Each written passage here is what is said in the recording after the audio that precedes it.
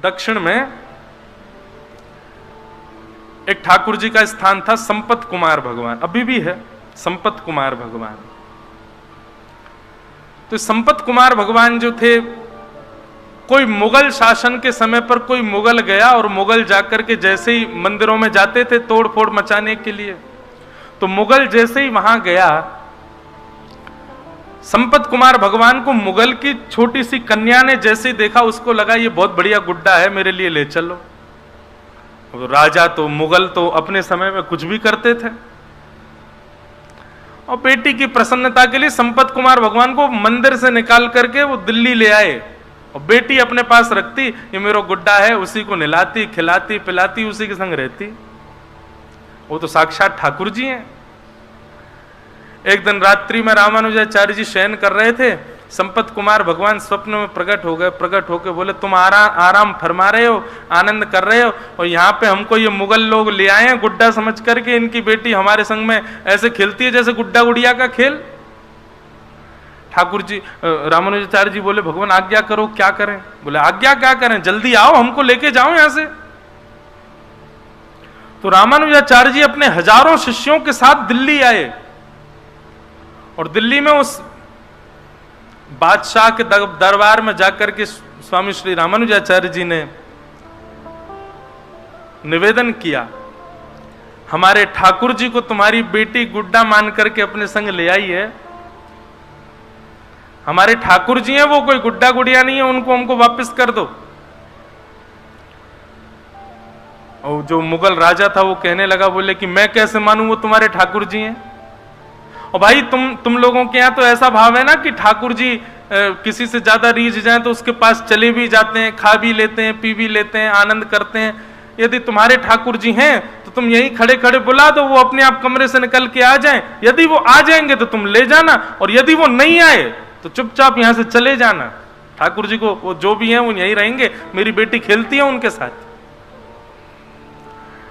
रामानुजाचार्य जी वहीं बैठ गए, नेत्र बंद करके ध्यान किया संपत कुमार भगवान का, और कहा, हम हजारों किलोमीटर पैदल चल करके दिल्ली तक आ गए हैं, अब आप कृपा करो, आप कक्ष से निकल करके बाहर आ जाओ, अपनी प्रभुता प्रस्थापित करो, चलो हमारे साथ।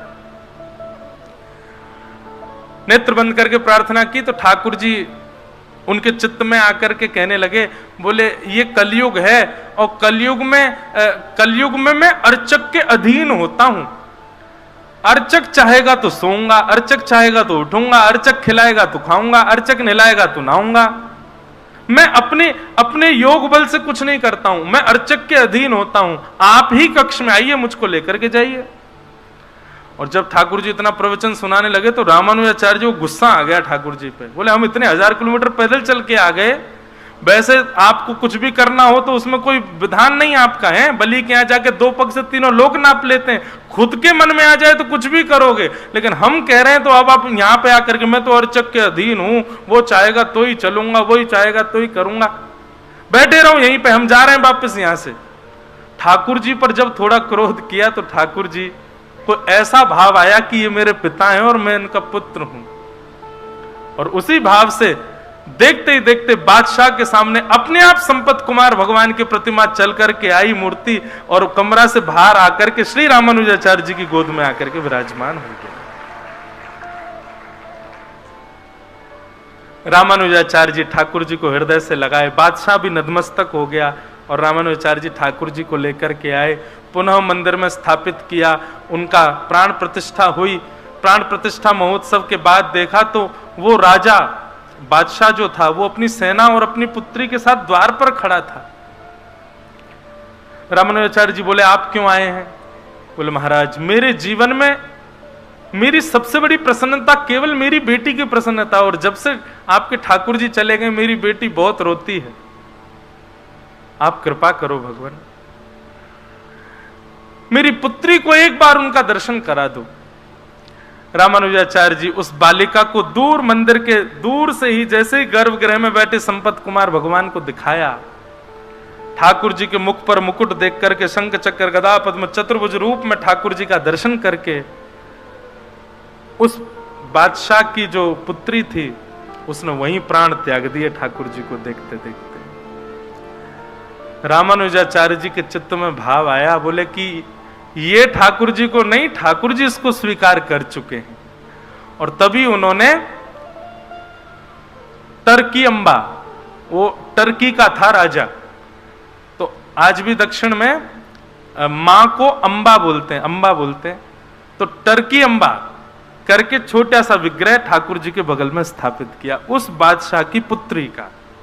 और आज भी साल में एक दिन आता है, उस दिन ठाकुर जी का उस कन्या से विवाह होता है, और ठाकुर जी उस दिन पठानी कपड़े पहनते हैं, क्योंकि वो टर्की के बादशाह की पुत्री है। मैं दर्शन तो नहीं किए, लेकिन मैंने कथा सुनी। तो मैं क्या कहना चाहता हूं, आप संबंध बनाओ, निभाने की जिम्मेवारी ठाकुर जी पे छोड़ो, वो निभाएंगे, और ये निश्चित निभाएंगे। ठाकुर जी बड़े दयालु, ठाकुर जी बड़े कृपालु।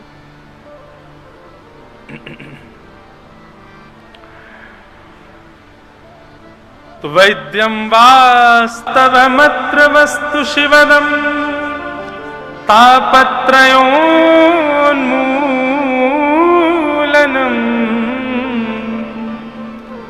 श्रीमद्भागवते महामुनिकृते किंबा परैरीश्वरः सद्यो हृद्यवरुध्यते त्रिकृतभिः शुश्रूषुभिस्तत्क्षणात्।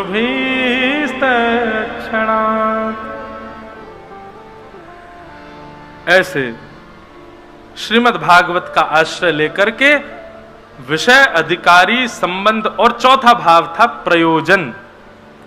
प्रयोजन क्या है? बोले तापत्रयोन्मूलनम। एक बात बहुत ध्यान से सुनिएगा, आप यदि स्वयं को वैष्णव मानते हैं, आप यदि स्वयं को भक्तों की गणना में गिनते हैं, तो आपकी स्थिति ऐसी होनी चाहिए, तापत्रयोन्मूलनम, मतलब फिर जितने भी ताप हैं, उन तापों से आपको संकट नहीं होना चाहिए, आपको पीड़ा नहीं होनी चाहिए।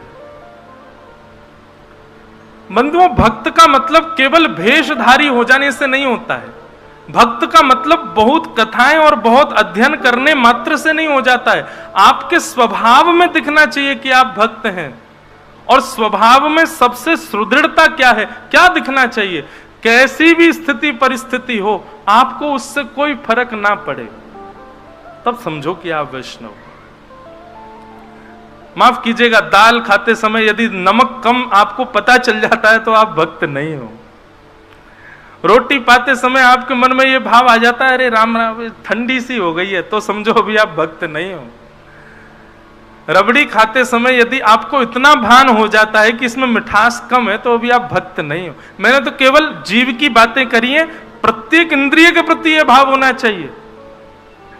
चलो देखो, अब आप कहोगे महाराज खुद तो 2 एसी लगा के बैठे, हमको समझा रहे हैं, आके देख लो, इनमें से हवा कुछ नहीं आ रही है, बल लगे हुए हैं ये। पर सत्य बताएं, गर्मी का अनुभव कब तक होता है? जब तक कथा शुरू नहीं हो जाती। जैसे ही बोलना प्रारंभ करते हैं, उसके बाद सही बता रहे हैं, हमको पता ही नहीं चलता कि यहां से हवा आ रही थी कि नहीं, कहीं से पसीना आ रहा था। और तो और क्या बताएं,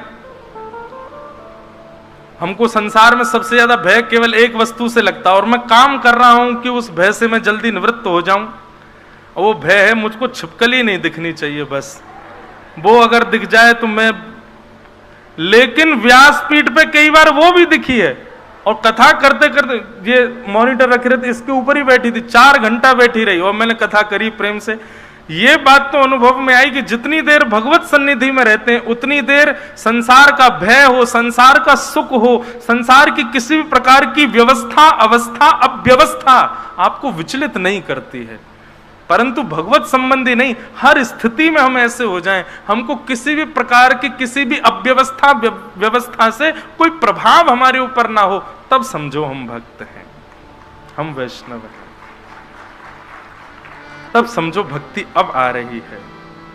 हां, इसका मतलब ये नहीं है कि प्याज लहसुन नहीं खाते, कहीं प्याज लहसुन का मिले तो महाराज जी तो कह रहे थे कुछ फर्क नहीं पड़ना जी, खा लो, ऐसा नहीं। हां, तामसिकताएं जो हैं, दूषित वस्तु जो है, भगवत निवेदित जो वस्तु नहीं हो सकती, उनसे तो बचना ही है। पर किसी भी प्रकार की स्थिति आपके चित्त को हिला ना सके, आपके चित्त को विचलित ना कर सके। तापत्रयोन्मूलनम। ये तो मैंने व्यवस्था और आदि आदि वस्तुओं की बात की, पर जीवन में आने वाले संकटों का भी ज्यादा प्रभाव नहीं। जैसे कि हमारे श्री कुंभन दास जी, अष्ट सखा श्री कुंभन दास जी, मेरे को बहुत प्रिय लगते हैं श्री कुंभन दास। कुंभन दास जी के जीवन चरित्र में वर्णन आता है कि कुंभन दास जी तिलक जब करते थे ना, उनके पास आरसी नहीं थी, शीशा नहीं था। एक कठौते में जल भरते और जल में छाया देखते अपने मुख की, तब तिलक लगाते थे, तब स्वरूप करते थे। कुंभन दास जी इतने दुर्बल थे कि उनके पास बैठने के लिए अच्छा वाला आसन नहीं था। गायों को खिलाने वाली घास फूस आदि जब सूख जाती, उसी से ही सुंदर कुशा का एक आसन बनाते, उस पर बैठते थे। कुंभन दास जी की स्थिति ऐसी थी कि राजभोग तो मंदिर में पाते थे, पर साईं के प्रसाद की कोई ठिकाना नहीं होता था कि घर पे बन पाएगा क्या। ऐसी स्थिति में श्री कुंभन दास जी थे, लेकिन कभी भी अपने चित्त से ठाकुर जी से शिकायत करियो कभी नहीं, निरंतर भजते थे ठाकुर जी को।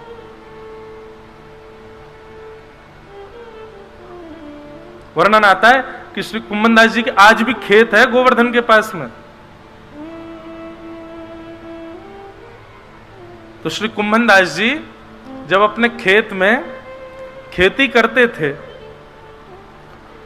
तो कुंभन दास जी तो आगे हल लेकर के चलते थे और पीछे पीछे हमारे श्री गिरधर गोपाल जी हाथ में बीज लेकर के बोते हुए चलते, वो छालते हुए चलते कुंभन दास जी के साथ में। वो खेत आज भी हैं गोवर्धन में, जहां ठाकुर जी अपने हाथ से बुवाई करवाते थे।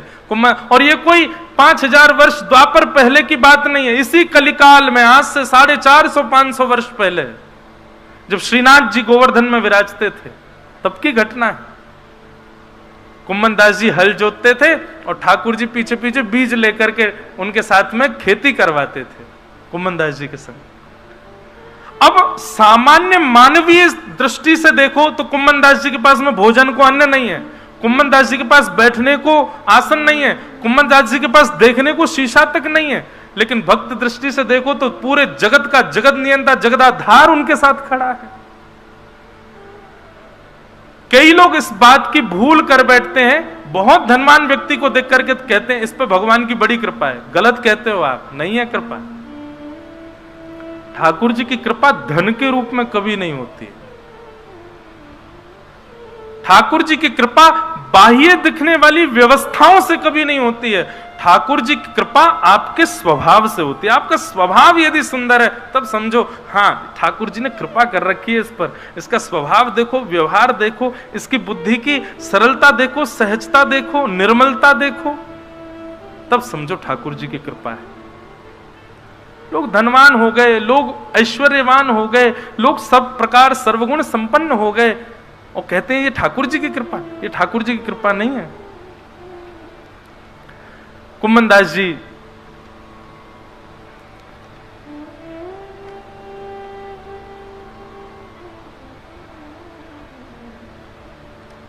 खेती करते, ठाकुर जी पीछे लिए लिए उनके साथ खेती करवाते। इतने में ही साय के 4-4:30 बज गए और ठाकुर जी के उत्थापन दर्शन का घंटा बजने लगा मंदिर में। ठाकुर जी वहीं खड़े हैं कुंभन दास जी के साथ। ठाकुर जी वहीं खड़े हैं, संध्या का दर्शन का घंटा बजने लगा मंदिर में और कुंभन दास जी हल आदि छोड़ करके दौड़े और कुआं से जल्दी जल निकाला, अपने पांव धोने लगे, हाथ पोंछने लगे, मुख पर जल डालने लगे। ठाकुर जी बोले, ए कुंभना क्या कर रहा है? ए सुनना रे, मंदिर को घंटा बज गो, दर्शन करवे जाऊंगो। ए बाबड़े, मैं तो तेरे संग खड़ा हूं, मैं तेरे पीछे ही खड़ा हूं, मंदिर काहे को भाग रहा हूं? फिर देख कैसो बाबड़ो, मैं संग ही बैठा हूं, संग ही खा रहा हूं, संग ही सब लीला कर रहा हूं, फिर वो मंदिर भाग रहा है। कुंभन दास जी बोले, ठाकुर जी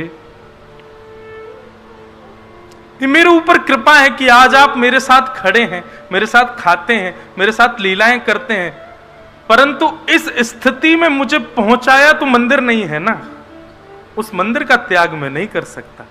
जिस स्थिति, जिस मंदिर ने आपको इस योग्य मुझे बनाया।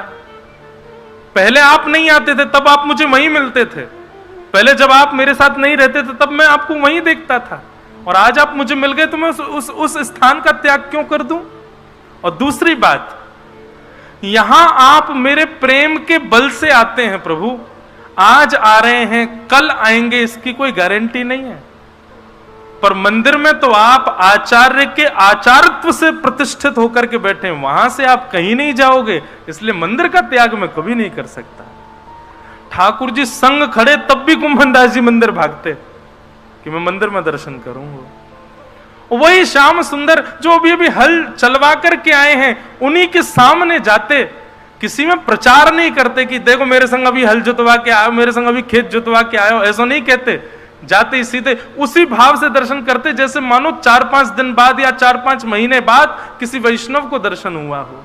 दोनों भुजाएं उठा लेते, नेत्रों से आंसू गिरने लग जाते, एक खंभ की टेक लेकर के वहीं खड़े खड़े पद सुनाते ठाकुर जी को गा के। कुम्मनदास जी गाते हैं, बहुत सुंदर भाव।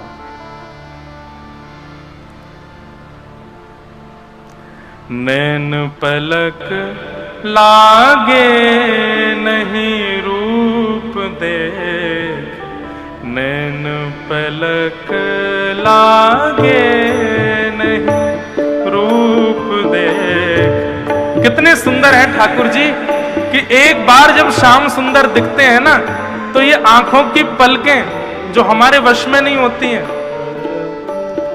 हमारी जितनी भी इंद्रियां हैं सब हमारे वश में है। हम जब चाहते हैं ये इंद्रियां तब वही क्रिया करती हैं, परंतु नेत्रों के जो ये पलक है ना, ये हमारे वश में नहीं। हम सोच के कभी पलक नहीं झपकते, अपने आप ये अपने आप होती रहती हैं, ये हमारे वश में नहीं होती। लेकिन कुम्मनदास जी कहते हैं जिस दिन श्याम सुंदर आपको वास्तव में दिख गए, आप चाहोगे भी ना तो भी आपकी पलक झपक नहीं पाएंगे, ऐसा है उनका रूप। आहा। नैन पलक लागे नहीं रूप देख, नैन पलक लागे नहीं। गोवर्धन के अंग अंग प्रीति, गोवर्धन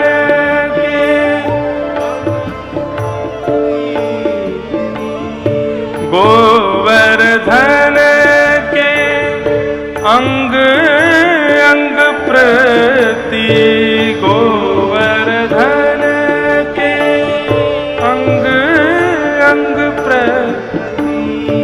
निरखी नैन मन रहत नहीं, निरख नैन मन रहत नहीं। नैना पलक लागे नहीं रूप देख, नैन पलक लागे नैन पलक लागे नहीं रूप देख, नैन पलक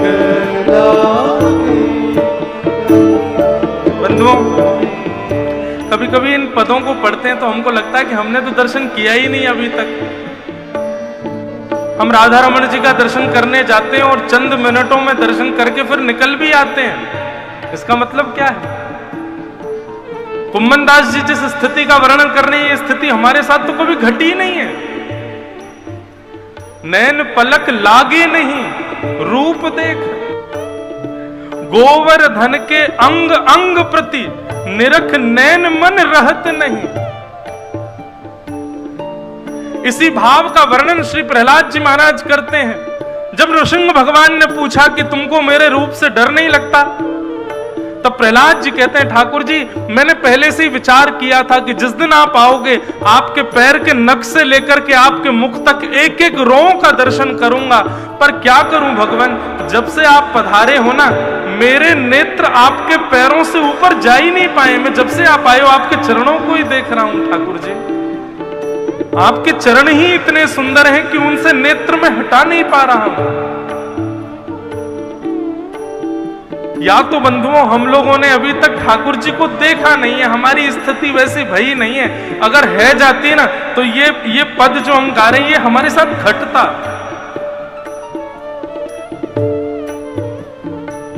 कुमनदास जी कहते हैं, कहारी कहो कछु कहत न आवे, कहारी कहो कछु कहारी कहो कछु कहत न आवे, कहारी कहो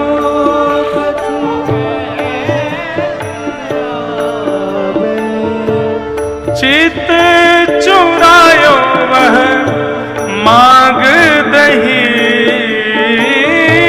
चित चुरायो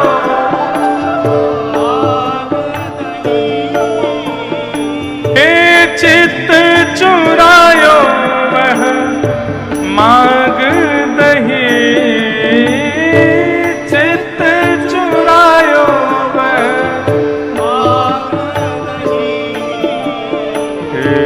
नैन पलक लागे नहीं रूप देख, नैन पलक लागे नहीं, नैन पलक लागे नहीं रूप देख, नैन पलक लागे।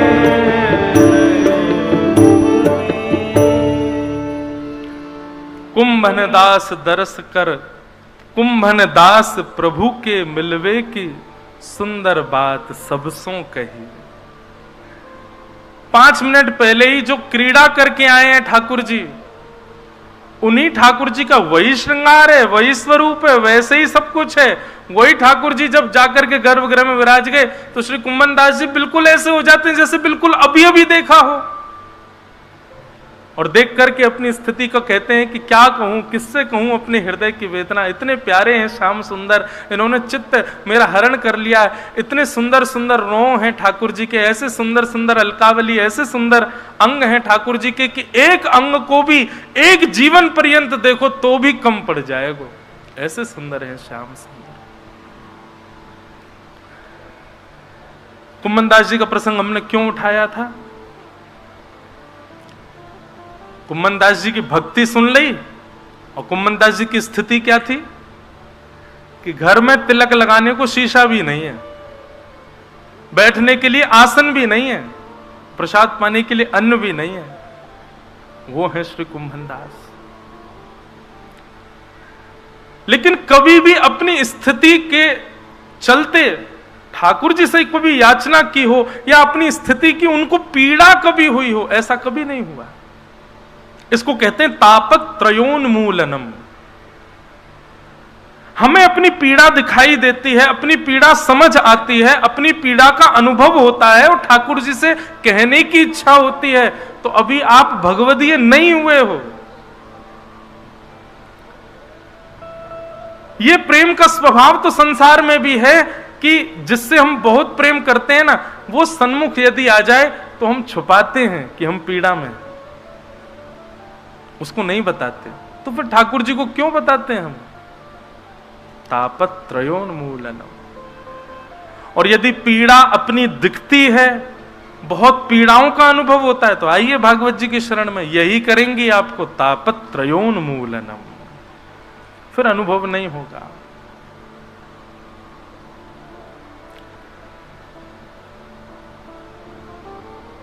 यह भागवत का चौथा लक्षण है, प्रयोजनम तापत त्रयोन्मूलनम।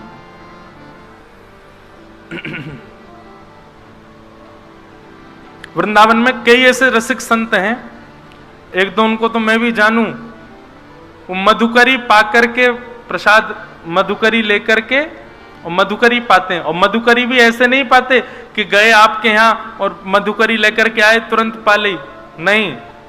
हमारे घर के बगल में, बिल्कुल बगल में ही है भागवत निवास, वहां के कई संत पता कहा करें, मधुकरी लेकर के जाएंगे और फिर ब्रज की रज में गड्ढो करेंगे और जितनी मधुकरी लेके आए सब्जी अलग करके रोटी इनको वहां में गड्ढे में गाड़ देंगे भीतर ब्रज की रज में ही, और फिर नाम जप करेंगे। जब नाम जपते जपते जपते नेक भूख तेज है जाए तब वही रज को हटाए के वामे तो रोटी निकाल के वाकू झाड़ के वाकू पाले, ऐसी मधुकरी पामे। हम लोग कर सके ऐसो नहीं कर सके, क्योंकि हमको स्थिति अवस्था व्यवस्था सब समझ आती है, पर वैष्णव को इन सब से कोई फर्क नहीं पड़ता। वो हर स्थिति में रह लेता है, हर स्थिति हर व्यवस्था हर अवस्था उसके लिए समान हो जाती है। बहुत व्यवस्थित कर दो तो प्रसन्न नहीं होगा, बहुत अव्यवस्थित कर दो तो दुखी नहीं होगा, वो सम ही रहेगा दोनों अवस्थाओं में। तापत्रयोन्मूलनम।